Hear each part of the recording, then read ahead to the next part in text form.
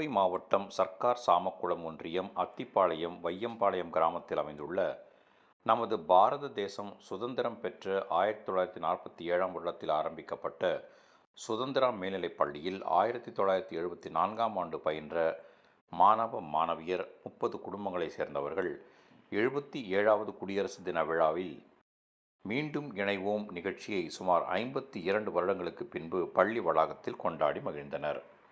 பள்ளியின் கல்வி சுகாதார அபிவிருத்தி சங்க நிர்வாகிகள் அழைப்பை ஏற்று கலந்து கொண்டு சிறப்பித்தனர்.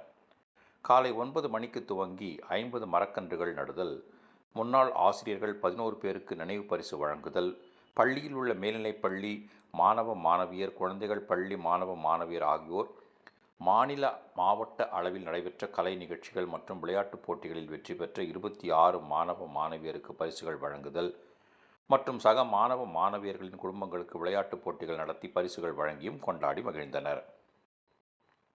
இந்த விழா மதியம் 12:30 மணிக்கு நாட்டுப்பண்ணுடன் இனிதே நிறைவு பெற்றது.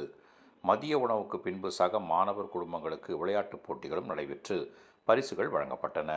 இந்த விழாவிற்கு சக மாணவர் ரமேஷ்குமார், பள்ளிக்கல்வி சுகாதார அபிவிருத்தி சங்க செயலாளர் ராஜகோபால், முன்னாள் மாணவர்கள் ரங்கநாதன், ரகுபதி, திருமூர்த்தி, வேலுமணி, மாணவியர் நிர்மலா, கலாமணி, சுகந்தா, ஜெயலட்சுமி, சிவபாக்கியம் மற்றும் இதர சக மாணவ மாணவியர் குழுவினர் சீருடை அணிந்து அனைத்து நிகழ்ச்சிகளை செவ்வனே நடத்தி நிறைவு செய்தனர்.